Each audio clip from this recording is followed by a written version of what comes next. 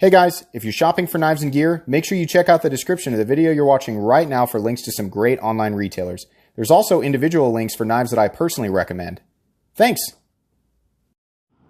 What's going on YouTube? Metal Complex here, and today I've got another interesting discussion topic to share with you guys. Today I've got laid out in front of you here some of my very favorite knives in my entire collection. These are expensive knives. They bring me so much joy, just an incomprehensible amount of joy.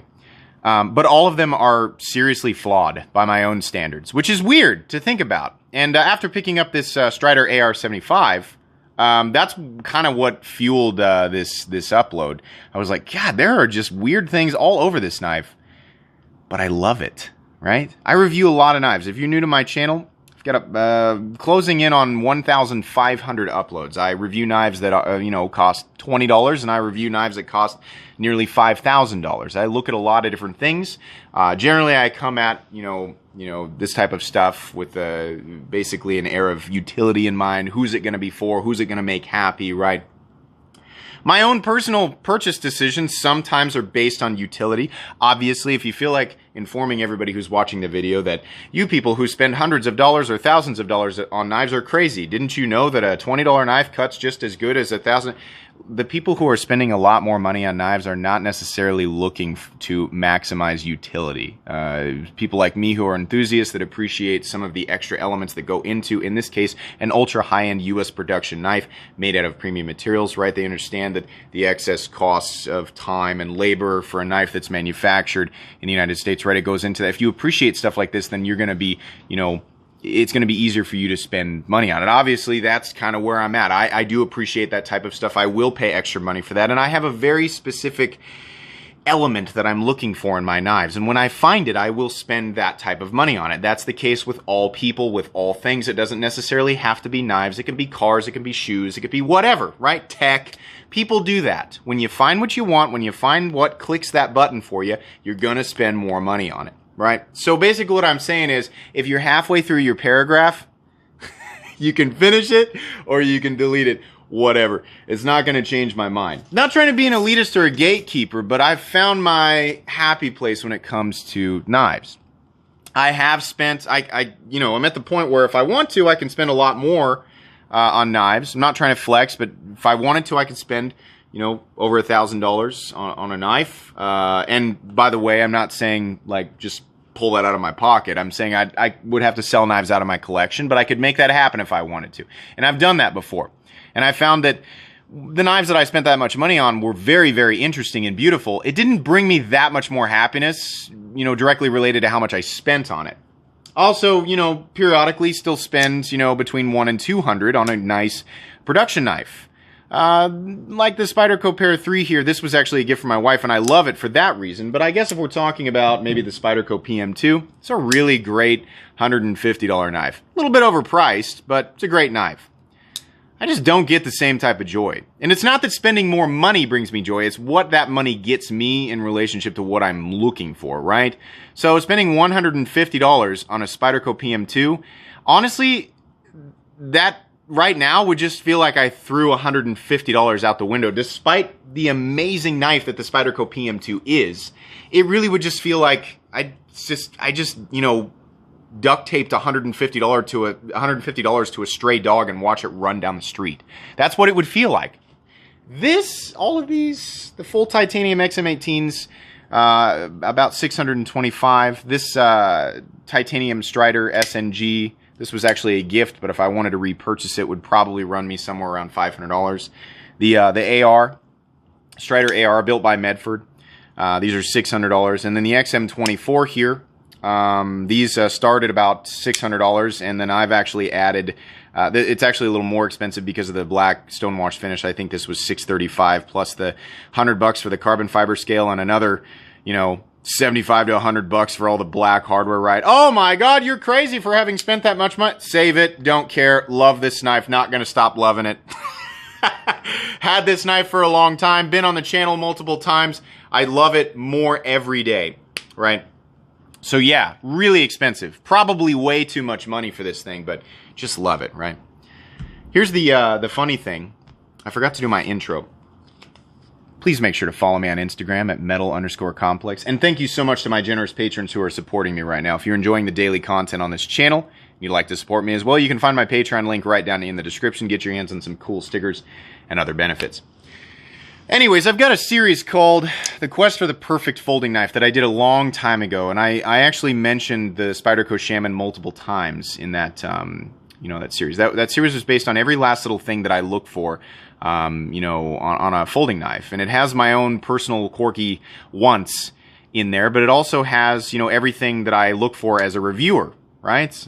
Ratios and balance and corners being knocked down, overall fit and finish and quality. It's all very important, right? When I do a review, I try to take as much as my personal bias out of it, and I talk about what, elements of the knife are utilitarian, which, what type of people it's going to be good for, whether or not I think it's a generally recommendable knife, right?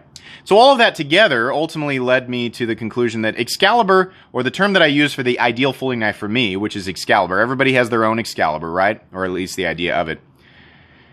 That ultimate knife doesn't really completely exist. I've never actually seen a perfect version of Excalibur, but if we're talking basically 95 to 99%, it's a full titanium Shaman with, honestly, a different steel. This one's an S30V because that's what I've got right now. And titanium scales. These scales were made by Flytanium. I said this, a year and a half before the scales actually became available. I said I just want a full titanium version of this, right? And then they need to be textured. If you want more clarification on what I consider to be the ideal folding knife for me, which is entirely based on my own opinion, because it's mine, right? So I get to think whatever I want. Then you can check out that Quest of the Perfect Folding Knife series in my playlists. Anyways, I've realized that, yeah, this is going to be essentially perfect once I finish the texturing. But even after all that's done, and let's say there's a freaking S45VN version of it or whatever, let's say it actually isn't my favorite steel of all time. Let's say it's, CPM 154. A lot of people are going to go, what? CPM 154. It's still not going to bring me as much happiness as these guys. It's just not. And it doesn't have to do with how much money I spent on them. No. Because like I said, I've spent more money on knives that are more expensive, and they just haven't brought me. I honestly thought the Medford Praetorian Tie would be the ultimate, right? I spent $1,300 on that knife. A lot of people are going to, go ahead. Comment sections down there. Tell me I'm crazy. That's fine. I thought that was going to bring me an endless amount of happiness. And while I did enjoy it for a couple of weeks, oddly enough, the joy that I got from it after 2 to 3 weeks just wore off. These guys here. Now, I realize I swap out Hinderers a lot. You guys see a different Hinderer XM18 3.5 inch on my channel about once every month or two, right? The XM18 model itself is something that has brought me so much continuous joy that I've bought 30 total Hinderers, and probably at least 22, 23 of them were XM18s. I know, again, comment section right down below. Tell me I'm crazy. That's fine. But yeah, they bring me all this joy despite having odd flaws. Should we start talking about what kind of flaws I'm talking about? The 8-minute mark? Yeah, I think so. The obvious ones for the XM18, the flipper tab is oddly shaped, right? It's shaped as a guard, right? This wasn't like, somebody going, whoops, duh. I think that's what people think, right? It's not. No, it's shaped as it's meant to be a guard in this position. It's very comfortable, right? But it's awkward in this position. The thumb studs are awkwardly placed, right? Well, they're meant as external stops. So, yeah, it does create some awkwardness for people looking for specific things like an incredibly comfortable flipper tab or an incredibly comfortable thumb stud during deployment, but fidget factor was not something that was considered in the design of this knife. Function was considered, right? Now, there are designs that exist where both of those things, work together in a sort of synergistic way, right? So the XM18 has, when considering this part of the modern knife world does have those two things working together in many different models, I would say that the flipper tab and the landing zone, this jimping area right here, is kind of a flaw, right? I remember recognizing that for the first time and going, huh, yeah, I guess I could be better. This was years ago. And then I went, whatever. I still love the XM18, right? Another thing that's odd about the XM18, obviously the different types of hardware, right? Phillips heads. We've got a spanner bit here. We got a hex head, right? Lots of hardware. Crazy, right? Oh, that's obnoxious. Don't care. Still love it. Not doing anything. Not making a dent in my love for this thing, right? It's like a guy standing on the railroad tracks with a wiffle bat trying to stop a train, right? The train being, obviously, my love for the XM18. It's not, I can recognize that it's kind of an awkward flaw. I just don't care. Blade geometry, especially on the Spantos, really on the big boy, right? Oh boy, are these things thick. Now, it's not to say that thinness behind the edge is absolutely in all circumstances better than... We kind of fetishize that thin edge geometry. And the reason is because the vast majority of us use our knives for simple tasks. Cutting open letters, cutting open cardboard boxes, packages, little things like that. Things that a thinner geometry, makes better. It's easier to pass the blade through materials like that, right? Now, if you're outside using your knife a little bit harder, maybe there's some impact cutting, maybe you're doing a little bit of twist cutting, a little bit of prying, right?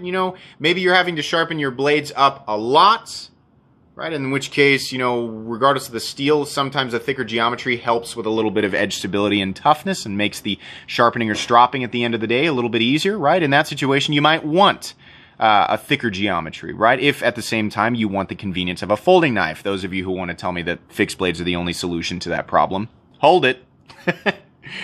Yeah, if you're not used to my content, I do a lot of heading off of certain things, right? Because I hear a lot of the same stuff all the time. So you're going to hear me say stuff like, hold on, Cold Steel Triad Lock fans. That's not necessarily the best lock in every single circumstance, right? I say stuff like that. Partially, I'm kidding. I'm joking around with you guys, but I hear a lot of the same stuff. And I think people oftentimes assume that they're the very first person to have thought that. And they are, they're enlightening everyone, shining their golden light of knowledge upon the comments section. Nah, we've heard it.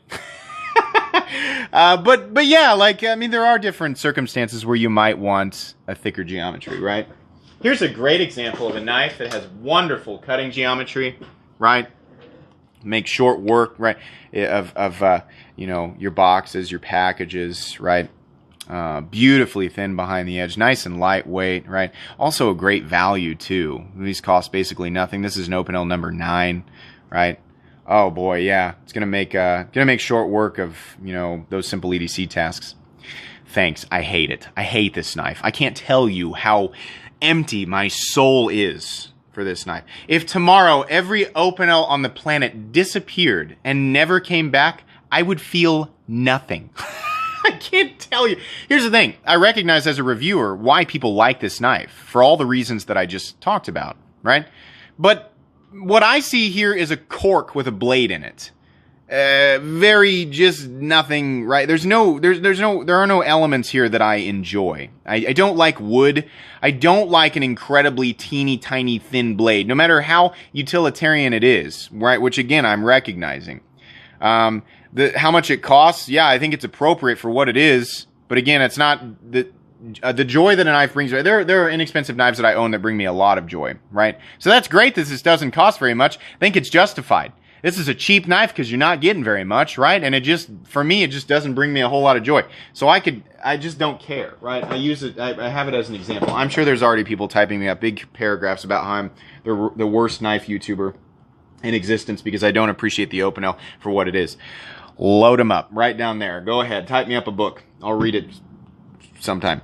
Man, I'm being saucy today. Oh, man. I hope you guys know it's just, this is all just for fun. Right? This is all just for entertainment. But anyways, right, moving on to some other flaws, right? The SNG here has a ridiculously butt-heavy end. The balance is way off on this guy because of the titanium scales, right? Ultra thick titanium scales. And the position of the pocket clip is ridiculous. That's the way it is on a lot of Striders. Position on the AR is a lot better. This is, again, a Strider Medford collab.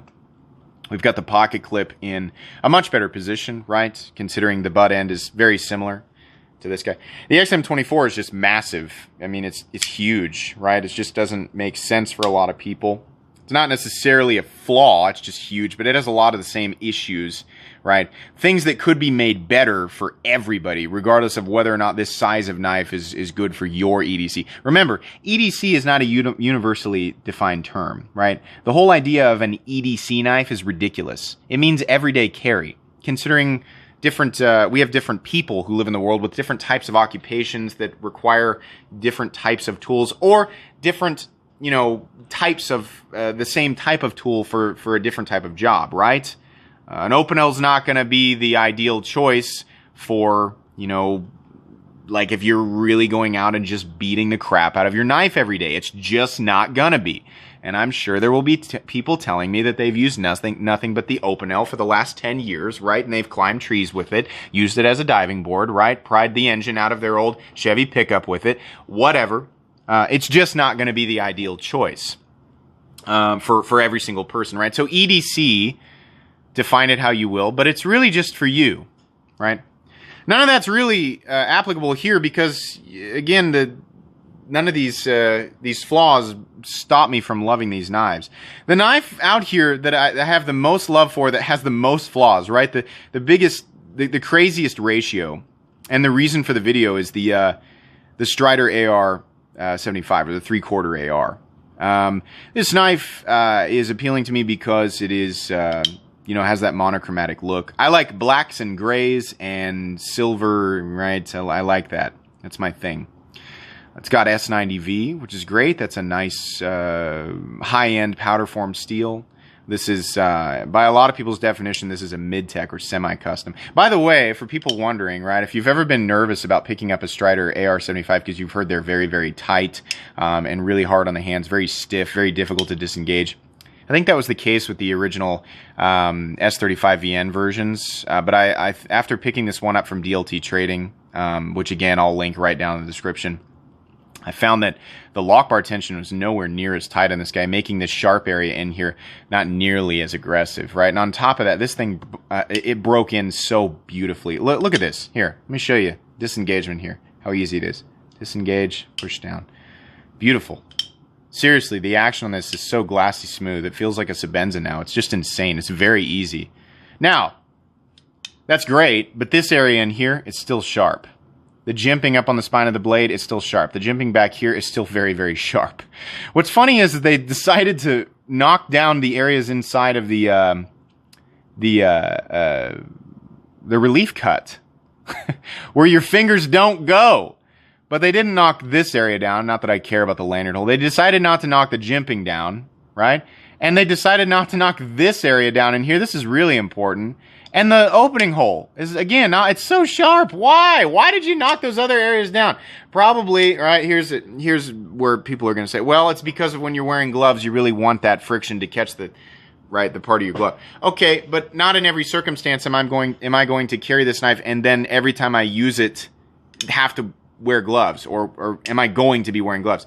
This is a knife, honestly, I live in Kansas, I wear jeans, I like a full-size knife, I can carry larger knives, I'm going to, they don't bother me. Even this guy here at 7 ounces being a little bit over what I consider to be, my maximum preferred carry weight, I'll carry this and it just doesn't bother me. It's not the 7 ounce, right, or the high end of the 6.5 to 7 ounce mark, it's just not enough to bother me. This guy, honestly, it bothers me in the pocket a little bit, but all of these knives, I enjoy them for much, much more just beyond whether or not they're going to be the most ideal thing for me in any given moment, whether or not they carry exactly right?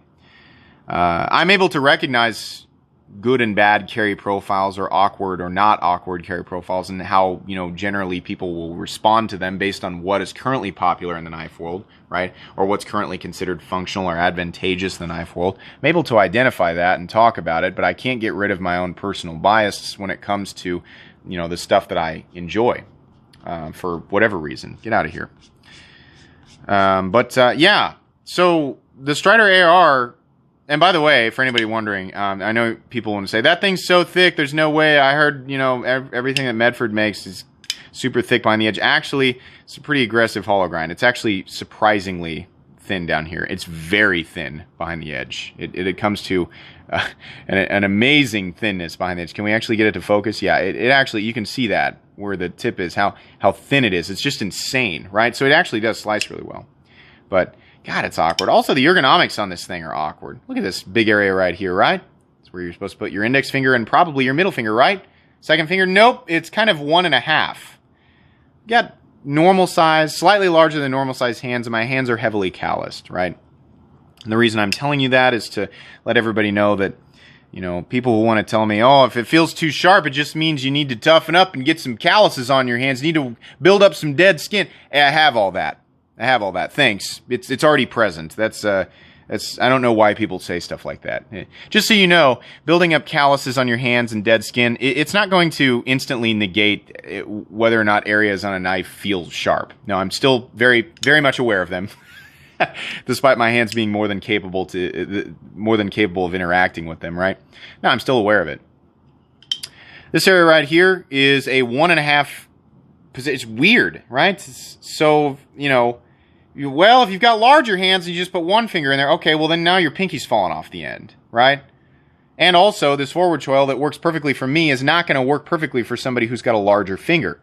So the ergonomics are okay, but they're kind of flawed. This line needs to come up higher, and the to be more comfortable for the vast majority of people, that gigantic cutout there needs to be a little bit smaller, and you'll still have plenty of access to that hole right there. Maybe it's going to change the aesthetic. Maybe it won't look nearly as good, right? Maybe that's why they did that. I don't know. It's a 3/4 version of a larger knife, so I'm sure they had to. It was a little bit of a balancing act. Despite all of those things, right? The flaws with each one of these guys, the stuff that makes each one of them awkward or not ideal by the, you know, opinion of the vast majority of the knife world, and it's stuff that I'm aware of, right? For whatever reason, it just doesn't matter with these guys. I still love them so much. Each one of these I have such a powerful fascination with. They all they just do it for me, right? This is just, it's my thing. It's so much easier for me to, I'll still point them out. I'll still be fair in reviews, right? Because that's what people come to my channel for, is honesty. That's, you know, clear and open honesty.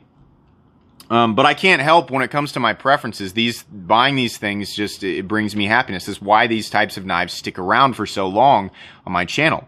I'm just a big fan of the oversized hardware, kind of the angular, blocky appearance, the thickness, right? The weight, the feeling of solidity, right? I like the big bank vaulty clicks. I really, really like that. And, you know, some of these knives I'll carry periodically, like this guy, the Workhorse gets carried, right? It's a big, heavy chunk of titanium in my pocket. Periodically, the SNG Auto gets carried. Right? Again, big, heavy chunk of titanium in my pocket. It's kind of awkward because of the position of the pocket clip, right? This guy's more of a safe queen. This guy I'm not sure on yet. The Dark Horse is definitely a safe queen, right? And I probably wouldn't carry the Dark Horse anyway because it's so big and heavy. So why do you own it? Because I love it for reasons far beyond what this knife, you know, benefits me in terms of utility. Right? The enthusiast in me appreciates these things for much more than the fact that they are just simple cutting tools. So what's the purpose of this? What's the ultimate message here? We can all get as particular as we want and try and, you know, condense things and you know, define, you know, good however we want to, right? And collectively as a knife community, there are certain elements of knives that we all, for the most part, universally consider good, right? A compact, lightweight carry profile is generally considered good, right? A thin blade geometry that's nice and thin behind the edge, good slicing performance is generally considered good, right? Minimal hardware, generally considered good, right? Materials for the, you know, durable materials that are resilient to the elements, right, or in some cases completely and totally resistant to it, impervious to it, right? LC200N is impervious to corrosion. It's just automatically considered good. We can keep doing that as much as we want, but the funny thing is I think people tend to forget that we're all human beings and we are all susceptible to the same type of inexplicable this force that draws us to things that are illogical, right? It is illogical for me to love a $600 knife that at base is just going to cut, right? It's illogical for me to love it because it is made of titanium and shaped in a very specific way that appeals to me, has hardware positioned in areas that appeals to me. Whether or not it's actually advantageous over other designs goes out the window, right? I like it. I like how it looks. I like the lines. I like the thickness, right? I like this. So I'm going to spend that type of money on it. And this is a message that I've repeated over and over and over again on this channel. Buy what you like. If you, you come to my channel and you will get honesty. You'll get my honest thoughts on designs and how I think they will be beneficial, right, for the vast majority of people, right, whether or not they're generally recommendable for the vast majority of people. And I'll use those, measurements and things to say this is a nice profile compared to, the PM2 that everybody likes, right? This is thin behind the edge. This is going to be good for this and that. And some people really do make all of their purchase decisions based on, one or multiple, elements there. But the consistency here, the most overpowering part of your purchase decisions, right, is your own personal tastes. Don't ever let anyone tell you that, if there's something that you love, no matter how ridiculous it is in the eyes of everybody else, right? Coming from somebody who regularly in front of, I think the channel gets 20,000 or so. Again, I'm not flexing. I think it gets 20 to 25,000 views a day. I regularly tell people that, their opinions on my stuff that I've made, that I've purchased for me, right? If they think that I'm stupid for buying them and they don't like them, it doesn't affect me at all. It doesn't do anything. I'm going to continue to buy the exact same stuff that I like. My proof of that is that if you go back to the very beginning of the channel, I've been buying the same type of stuff for almost 3 years. I'm going to keep doing it, right? And because it brings me happiness. I know what I like. I know what I'm looking for, right? I know what people generally consider good and bad, and I have my own opinions on whether or not that's always accurate, but I'm just going to keep coming back and buying the stuff that I like for my own reasons. So buy the stuff that you like, right? I can understand things being, if you can, obviously the other thing there is budget, right?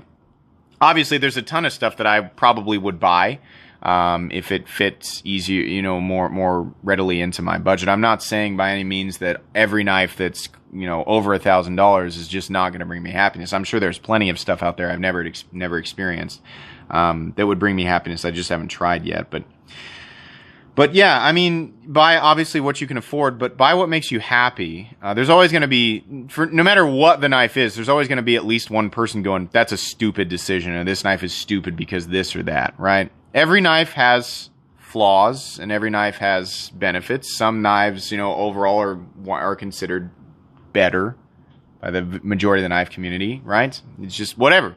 Buy what makes you happy. Your own opinion counts. Your own biases count. They're not stupid. We all learn as time goes on. Our tastes will change slightly. Our opinions and thoughts will change slightly, right? No one person is perfectly stoic and has the exact same static thought and opinion throughout their entire existence. That's ridiculous. We're human beings. We're not robots. So that's absurd, right? Buy what you like. I like this stuff. Holy crap, that was a long episode. Okay, guys, that's going to be pretty much it today. Like I said, I will link the versions of these knives that are currently available down in the description if you guys want to pick them up. Hope you guys enjoyed this very odd discussion topic. Be sure to follow me on Instagram at metal_complex. Guys, if you enjoyed this video, please leave a like. If you'd like to check out my other content, I do, of course, have lots of videos of knives that are either expensive or inexpensive that I do or don't like, so check those out. And if you enjoy all my content, go ahead and click on that Metal Complex logo right there and subscribe, because there's definitely more coming. Thanks again for watching, everybody, and have a great day.